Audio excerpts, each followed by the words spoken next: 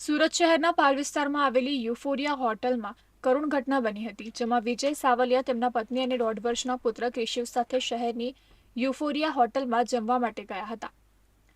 આ દરમિયાન ક્રિશિવ રમતા રમતા બેન્ક્વેટ હોલની બહાર નીકળી ગયો હતો અને ત્યાં આવેલા વોટર પોન્ડમાં અચાનક પડી ગયો હતો. આસપાસ કોઈની નજર ન પડતા નિર્દોષ બાળક લગભગ 15 મિનિટ સુધી પાણીમાં તરફડિયા મારતું રહ્યું હતું. આખરે બેન્ક્વેટ હોલની બહાર બેઠેલા એક અન્ય ગ્રાહકની નજર આ માસૂમ પર પડી અને તેમણે તાત્કાલિક બૂમાબૂમ કરી હતી. ઘટનાની જાણ થતાં જ હોટલનો સ્ટાફ અને ક્રિશિવના માતા-પિતા ત્યાં દોડી આવ્યા હતા.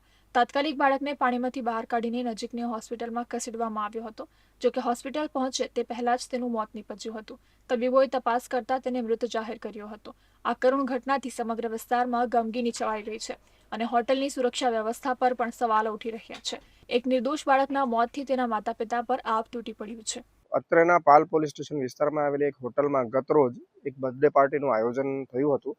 જે પાર્ટીમાં 50થી વધુ મહેમાનોને આમંત્રિત કરવામાં આવેલા હતા. આ મહેમાનો પૈકીના એક શ્રી વિજયભાઈ સાવલિયા પોતાના 1.5 વર્ષના બાળક ક્રિશિવ સાથે આવેલા હતા. પાર્ટી દરમિયાન રમતા રમતા બાળક બહાર નીકળી ગયો હતો અને પાણીવાળી જગ્યાએ પહોંચી ગયું હતું. ત્યાં તે પાણીમાં પડી જતા અને તરતા ન આવડતું હોય તે બાળક ડૂબી ગયેલ હતું અને ડૂબી જવાથી મરણ ગયેલ હતું.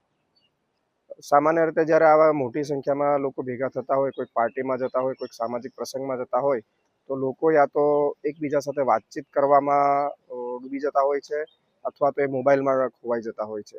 અને આવા સમયે નાના બાળકો પણ ભેગા મળીને રમતા હોય છે અને રમતા રમતા ઘણી વાર એ દૂર નીકળી જાય, પાણીવાળી જગ્યાએ પહોંચી જાય અને પણ એ જ રીતે બાળક નીકળી જતા અને જોડેના લોકોનું ધ્યાન ન રહેતા તે પાણીવાળી જગ્યાએ પહોંચી ગયું.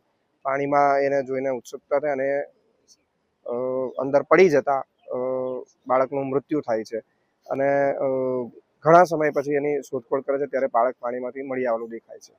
તો આ બાબતે વાલીઓએ ખાસ ચેતવા જેવું છે કે ક્યાંય પણ નવી જગ્યાએ અથવા બહાર તમે જ્યારે તમારા બાળક સાથે હો તો પૂરેપૂરું ધ્યાન તમારું બાળકો પર રહેવું જોઈએ.